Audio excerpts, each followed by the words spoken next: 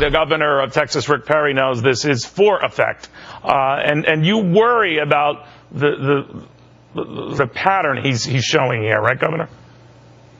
Well, Neil, thank you. It's good to be on your program, and you're absolutely correct. This is just common sense, basic economics, that when you force by central government edict a minimum wage increase, somebody's going to have to pay for it, whether it's a business or whether it's a consumer, and somebody most likely is going to lose a job out of this. And that's what the lower income individuals are the ones that really are going to get hit out of this. Businesses are going to, businessmen and women hate federal government telling them, say, here is what you're going to pay your people. And economics and any economist worth their salt is going to tell you that forced increase of minimum wage is going to create lost jobs. Well, you know, Governor, the president is going to quote his own economists tonight. I don't know who they are. They're going to say quite the opposite, that all this moaning that comes every time they're pushing to hike the minimum wage, the nightmares never come to pass, and that we all move on, they move on,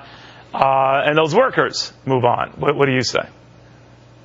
Well, you're correct. The bottom line is, if you want to create jobs, whether it's low-income jobs or high-income jobs. Texas is a great example of it. We've led the nation. 250,000 jobs created in the last year, from December to December 2012, 2013, and it happened because, not that we were mandating the minimum wage or any wages. Frankly, what we were doing, we were freeing up those entrepreneurs with good, thoughtful tax policy, a regulatory climate that's fair and predictable, a legal system that doesn't allow for oversuing, and continuing to fund public schools so you got a skilled workforce. And then get out of the way and let the private sector do what the private sector does best. Those laboratories of innovation, those 50 states that are out there, and by the way, the ones that are really performing well are the red states.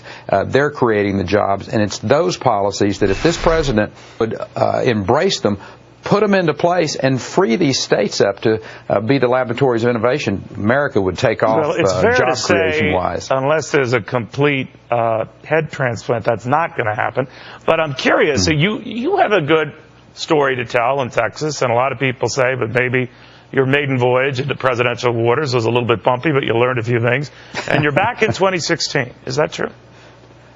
Well, I don't know about that. I've still got another year of governing the state and making sure that we create that climate where even more jobs can be created. And, 2016 is way down the road. 2014 is really the important election cycle we need to be focused on, and taking over the Senate. And then we can have conversations about letting the states really be the laboratories of innovation. I can't impress enough on the American people. If we'll get a president who really respects the states and frees them up, this country not only will be happier, but it'll also be more prosperous.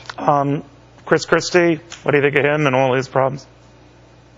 Listen, all of the governors that are out there, and red states and blue states, we have to deal with the issues that we get faced. Chris is doing what he needs to do to gain the confidence of the people back in New Jersey, and is he doing that? His poll numbers are plummeting. I think he is. He knows what his job is, and the issue is, if he's telling the people the truth, it'll come out, and he'll be just fine.